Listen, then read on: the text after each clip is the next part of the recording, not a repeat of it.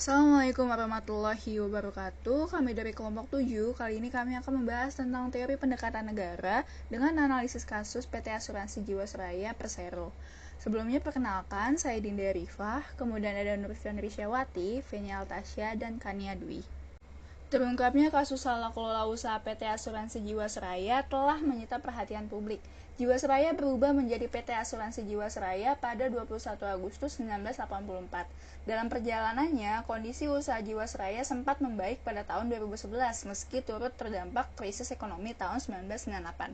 Namun, ketiadaan likuiditas membuat Jiwasraya mengalami gagal bayar klaim nasabah J Saving Plan sebesar 802 miliar rupiah pada Oktober 2018 dan mencapai 12,4 triliun rupiah per Desember 2019.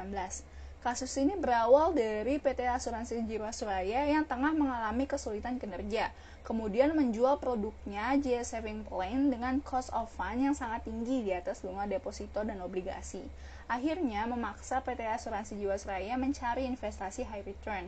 Oleh Jiwasraya, dana nasabah diinvestasikan pada instrumen saham dan reksadana.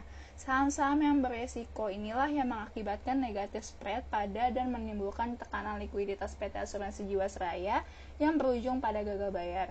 Buruknya keuangan Jiwasraya dikarenakan perusahaan membeli saham-saham lapis kedua dan ketiga menjelang tutup kuartal atau tutup tahun untuk mempercantik laporan keuangan.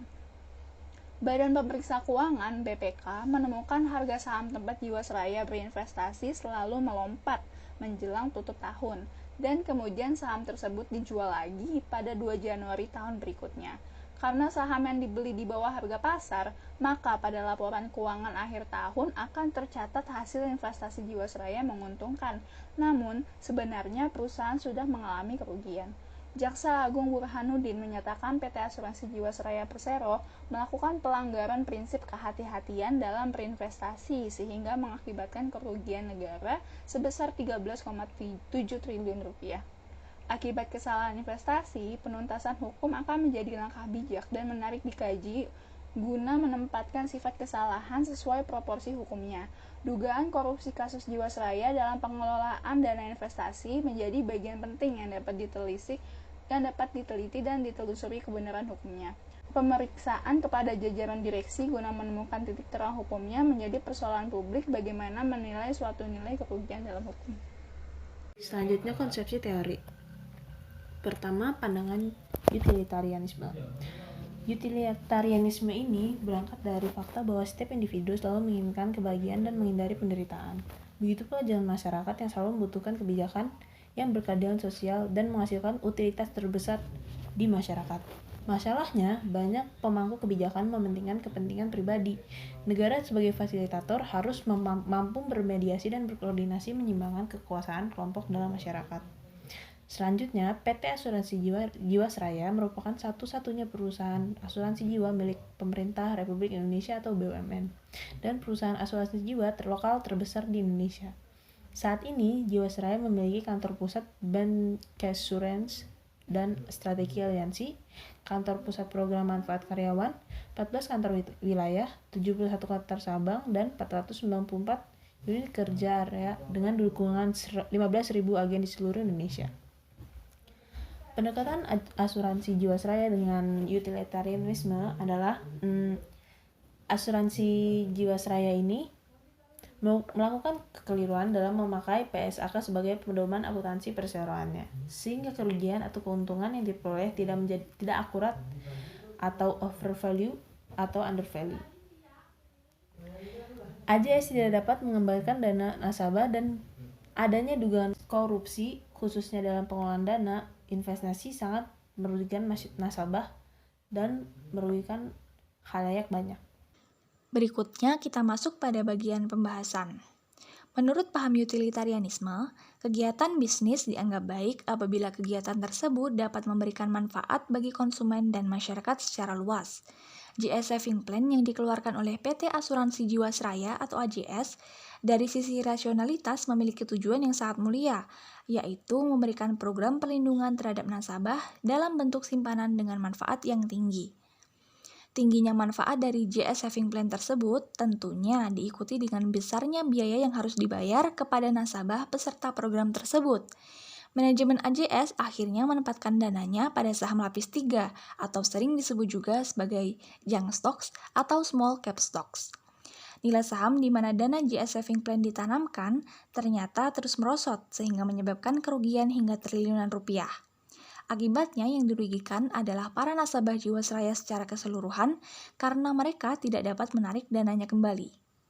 Pengambilan keputusan yang beresiko tinggi atau ketidaktelitian dalam mengkalkulasi resiko yang akan ditanggung yang mengakibatkan perusahaan mengalami kerugian akan memiliki dampak pemeriksaan terhadap jajaran manajemen seperti direksi dan komisaris beserta jajarannya untuk dimintakan pertanggungjawaban terhadap keputusan yang beresiko tersebut.